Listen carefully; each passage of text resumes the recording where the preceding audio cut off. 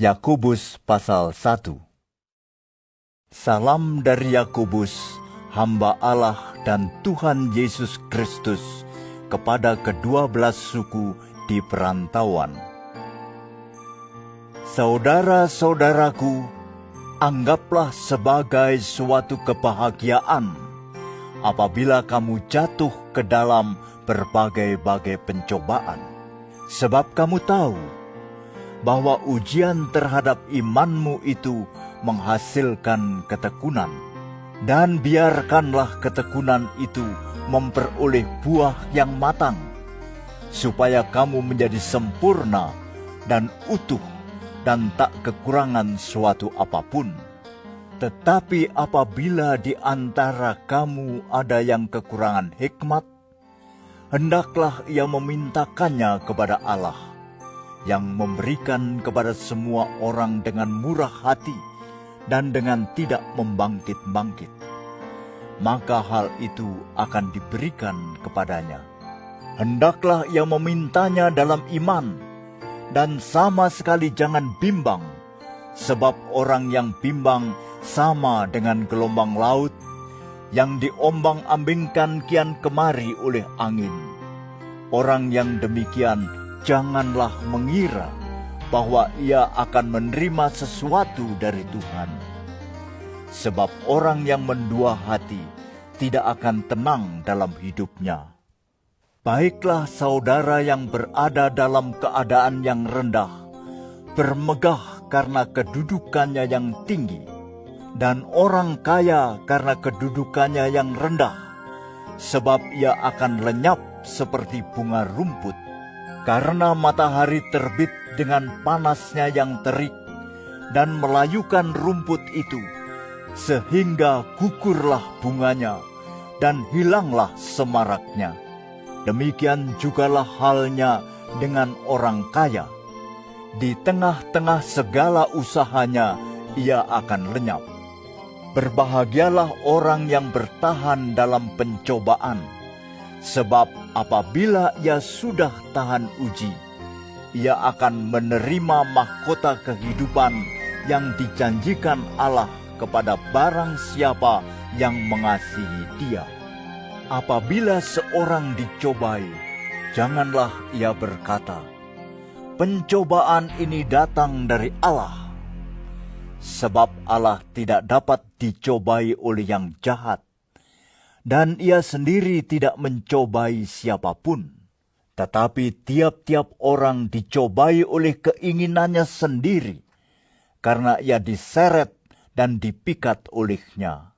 Dan apabila keinginan itu telah dibuahi, ia melahirkan dosa.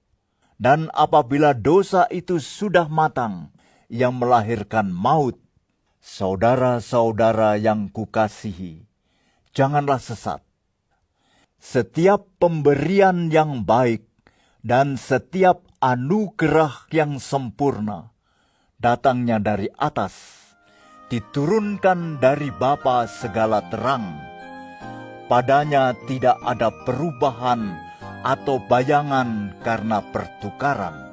Atas kehendaknya sendiri, Ia telah menjadikan kita oleh firman kebenaran, supaya kita pada tingkat yang tertentu menjadi anak sulung di antara semua ciptaannya. Hai saudara-saudara yang kukasihi, ingatlah hal ini. Setiap orang hendaklah cepat untuk mendengar, tetapi lambat untuk berkata-kata, dan juga lambat untuk marah. Sebab amarah manusia tidak mengerjakan kebenaran di hadapan Allah.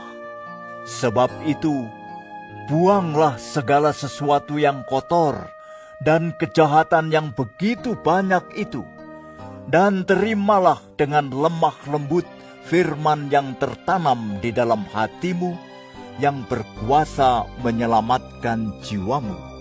Tetapi hendaklah kamu menjadi pelaku firman, dan bukan hanya pendengar saja. Sebab jika tidak demikian, kamu menipu diri sendiri. Sebab jika seorang hanya mendengar firman saja dan tidak melakukannya, ia adalah seumpama seorang yang sedang mengamat-amati mukanya yang sebenarnya di depan cermin. Baru saja ia memandang dirinya, ia sudah pergi, atau ia segera lupa bagaimana rupanya. Tetapi barang siapa meneliti hukum yang sempurna, yaitu hukum yang memerdekakan orang, dan ia bertekun di dalamnya, jadi bukan hanya mendengar untuk melupakannya, tetapi sungguh-sungguh melakukannya, ia akan berbahagia oleh perbuatannya. Jikalau ada seorang menganggap dirinya beribadah, tetapi tidak mengekang lidahnya, ia menipu dirinya sendiri, maka sia-sialah ibadahnya. Ibadah yang murni dan yang tak bercacat di hadapan Allah Bapa kita ialah mengunjungi yatim piatu dan janda-janda dalam kesusahan mereka, dan menjaga supaya dirinya sendiri tidak dicemarkan oleh dunia. Yakobus pasal 2. Saudara-saudaraku, sebagai orang yang beriman kepada Yesus Kristus, Tuhan kita yang mulia, janganlah iman itu kamu amalkan dengan memandang muka. Sebab jika ada seorang masuk ke dalam kumpulanmu dengan memakai cincin emas dan pakaian indah, dan datang juga seorang miskin ke situ dengan memakai pakaian buruk, dan kamu menghormati orang yang berpakaian indah itu dan berkata kepadanya, "Silakan Tuan duduk di tempat yang baik ini," sedang kepada orang yang miskin itu kamu berkata, "Berdirilah di sana," atau "Duduklah di lantai ini dekat tumpuan kakiku," bukankah kamu telah membuat pembedaan di dalam hatimu dan bertindak sebagai hakim dengan pikiran yang jahat? Dengarkanlah, hai saudara-saudara yang kukasihi. Bukankah Allah memilih orang-orang yang dianggap miskin oleh dunia ini untuk menjadi kaya dalam iman dan menjadi ahli waris kerajaan yang telah dijanjikannya kepada barang siapa yang mengasihi Dia? Tetapi kamu telah menghinakan orang-orang miskin. Bukankah justru orang-orang kaya yang menindas kamu dan yang menyeret kamu ke pengadilan? Bukankah mereka yang menghujat nama yang mulia, yang olehnya kamu menjadi milik Allah? Akan tetapi, jikalau kamu menjalankan hukum utama yang tertulis dalam kitab suci, "Kasihilah sesamamu manusia seperti dirimu sendiri," kamu berbuat baik. Tetapi, jikalau kamu memandang muka, kamu berbuat dosa, dan oleh hukum itu menjadi nyata bahwa kamu melakukan pelanggaran. Sebab barang siapa menuruti seluruh hukum itu, tetapi mengabaikan satu bagian daripadanya, ia bersalah terhadap seluruhnya. Sebab ia yang mengatakan, "Jangan berzina," ia mengatakan juga, "Jangan membunuh." Jadi jika kamu tidak berzina, tetapi membunuh, maka kamu menjadi pelanggar hukum juga.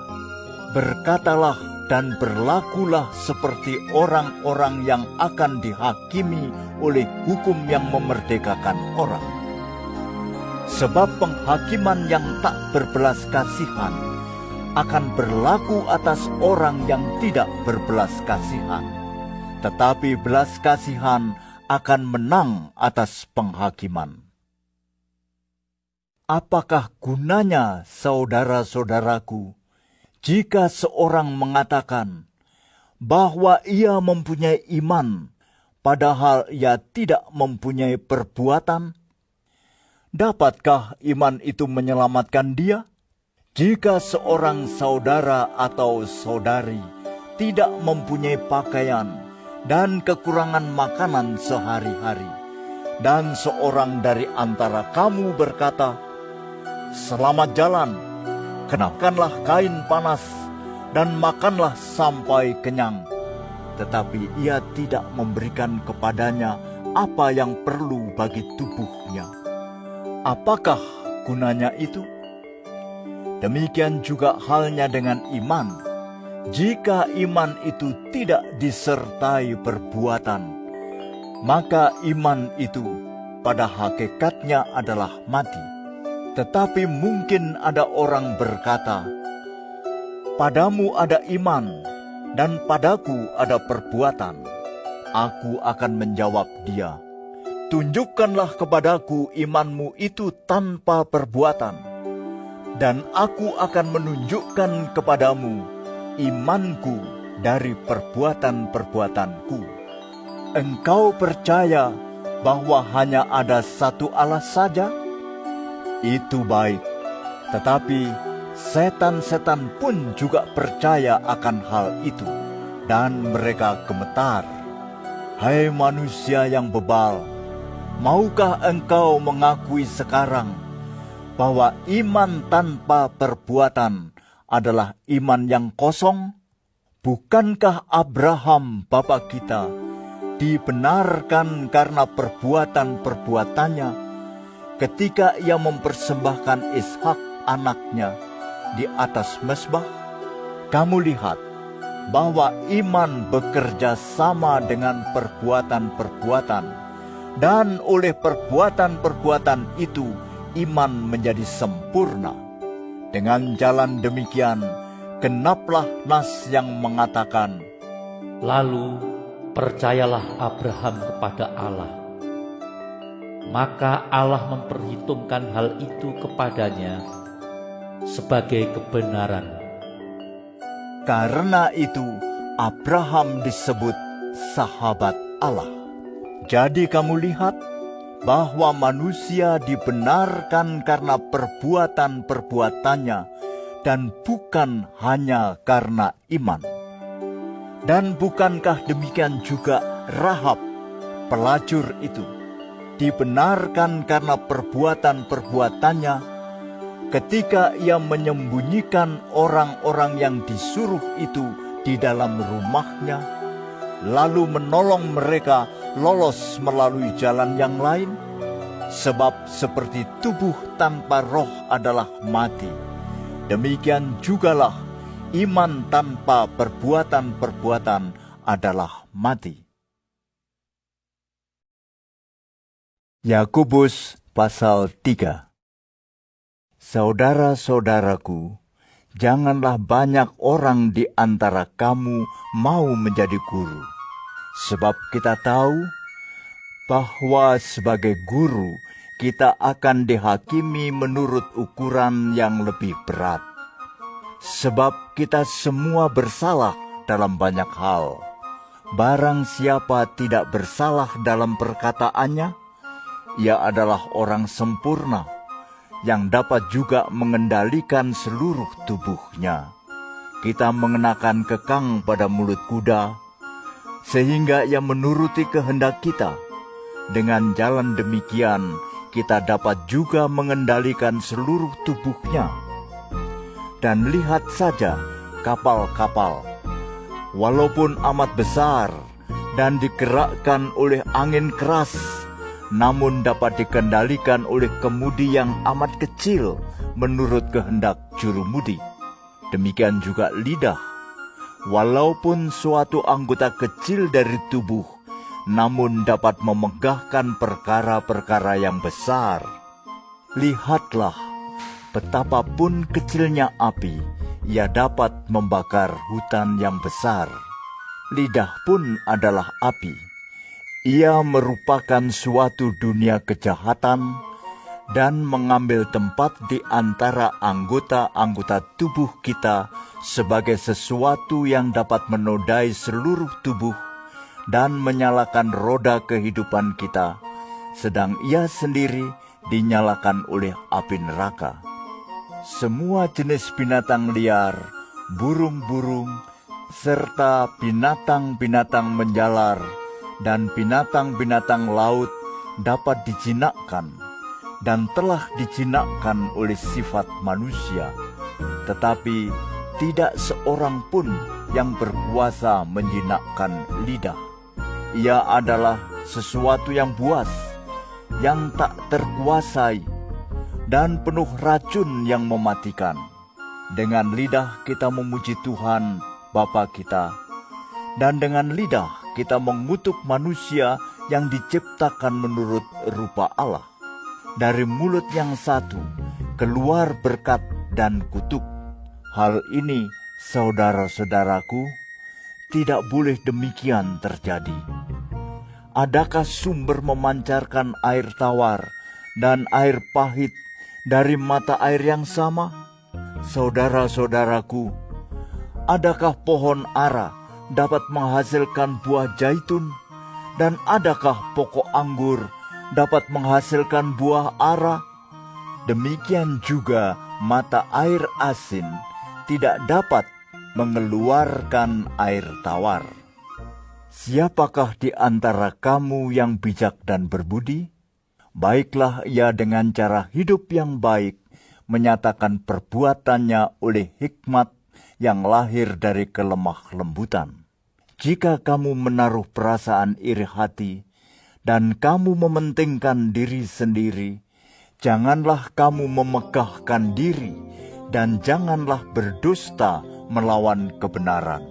Itu bukanlah hikmat yang datang dari atas, tetapi dari dunia, dari nafsu manusia, dari setan-setan. Sebab di mana ada iri hati dan mementingkan diri sendiri, di situ ada kekacauan dan segala macam perbuatan jahat. Tetapi hikmat yang dari atas adalah pertama-tama murni, selanjutnya pendamai, peramah, penurut, penuh belas kasihan dan buah-buah yang baik, tidak memihak dan tidak munafik, dan buah yang terdiri dari kebenaran ditaburkan dalam damai untuk mereka yang mengadakan damai. Yakobus pasal 4. Dari manakah datangnya sengketa dan pertengkaran di antara kamu? Bukankah datangnya dari hawa nafsumu yang saling berjuang di dalam tubuhmu? Kamu mengingini sesuatu, tetapi kamu tidak memperolehnya, lalu kamu membunuh. Kamu iri hati, tetapi kamu tidak mencapai tujuanmu, lalu kamu bertengkar dan kamu berkelahi. Kamu tidak memperoleh apa-apa karena kamu tidak berdoa. Atau kamu berdoa juga, tetapi kamu tidak menerima apa-apa karena kamu salah berdoa. Sebab yang kamu minta itu hendak kamu habiskan untuk memuaskan hawa nafsumu. Hai kamu, orang-orang yang tidak setia, tidakkah kamu tahu bahwa persahabatan dengan dunia adalah permusuhan dengan Allah? Jadi, barang siapa hendak menjadi sahabat dunia ini, yang menjadikan dirinya musuh Allah. Janganlah kamu menyangka bahwa kitab suci tanpa alasan berkata, roh yang ditempatkan Allah di dalam diri kita diingininya dengan cemburu. Tetapi kasih karunia yang dianugerahkannya kepada kita lebih besar daripada itu. Karena itu ia katakan, Allah menentang orang yang congkak, tetapi mengasihani orang yang rendah hati. Karena itu tunduklah kepada Allah dan lawanlah iblis, maka ia akan lari daripadamu. Mendekatlah kepada Allah, dan ia akan mendekat kepadamu. Tahirkanlah tanganmu, hai kamu orang-orang berdosa, dan sucikanlah hatimu, hai kamu yang mendua hati. Sadarilah kemalanganmu, berduka cita dan merataplah. Hendaklah tertawamu kamu ganti dengan ratap, dan sukacitamu dengan duka cita. Rendahkanlah dirimu di hadapan Tuhan, dan Ia akan meninggikan kamu. Saudara-saudaraku, janganlah kamu saling memfitnah. Barang siapa memfitnah saudaranya atau menghakiminya, ia mencela hukum dan menghakiminya. Dan jika engkau menghakimi hukum, maka engkau bukanlah penurut hukum, tetapi hakimnya. Hanya ada satu pembuat hukum dan hakim, yaitu Dia yang berkuasa menyelamatkan dan membinasakan. Tetapi siapakah engkau, sehingga engkau mau menghakimi sesamamu manusia? Jadi sekarang, hai kamu yang berkata, hari ini atau besok kami berangkat ke kota Anu, dan di sana kami akan tinggal setahun dan berdagang serta mendapat untung, sedang kamu tidak tahu apa yang akan terjadi besok. Apakah arti hidupmu? Hidupmu itu sama seperti uap yang sebentar saja kelihatan lalu lenyap. Sebenarnya kamu harus berkata, jika Tuhan menghendakinya, kami akan hidup dan berbuat ini dan itu. Tetapi sekarang kamu memegahkan diri dalam congkakmu, dan semua kemegahan yang demikian adalah salah. Jadi, jika seorang tahu bagaimana ia harus berbuat baik, tetapi ia tidak melakukannya, ia berdosa. Yakobus pasal 5. Jadi sekarang hai kamu orang-orang kaya, menangislah dan merataplah atas sengsara yang akan menimpa kamu. Kekayaanmu sudah busuk, dan pakaianmu telah dimakan ngengat. Emas dan perakmu sudah berkarat, dan karatnya akan menjadi kesaksian terhadap kamu, dan akan memakan dagingmu seperti api. Kamu telah mengumpulkan harta pada hari-hari yang sedang berakhir. Sesungguhnya telah terdengar teriakan besar, karena upah yang kamu tahan dari buruk yang telah menuai hasil ladangmu. Dan telah sampai ke telinga Tuhan semesta alam, keluhan mereka yang menyabit panenmu. Dalam kemewahan kamu telah hidup dan berfoya-foya di bumi. Kamu telah memuaskan hatimu sama seperti pada hari penyembelihan. Kamu telah menghukum, bahkan membunuh orang yang benar, dan ia tidak dapat melawan kamu. Karena itu, saudara-saudara, bersabarlah sampai kepada kedatangan Tuhan. Sesungguhnya, petani menantikan hasil yang berharga dari tanahnya, dan ia sabar sampai telah turun hujan musim gugur dan hujan musim semi. Kamu juga harus bersabar dan harus meneguhkan hatimu, karena kedatangan Tuhan sudah dekat. Saudara-saudara, janganlah kamu bersungut-sungut dan saling mempersalahkan, supaya kamu jangan dihukum. Sesungguhnya hakim telah berdiri di ambang pintu. Saudara-saudara, turutilah teladan penderitaan dan kesabaran para nabi yang telah berbicara demi nama Tuhan. Sesungguhnya kami menyebut mereka berbahagia, yaitu mereka yang telah bertekun.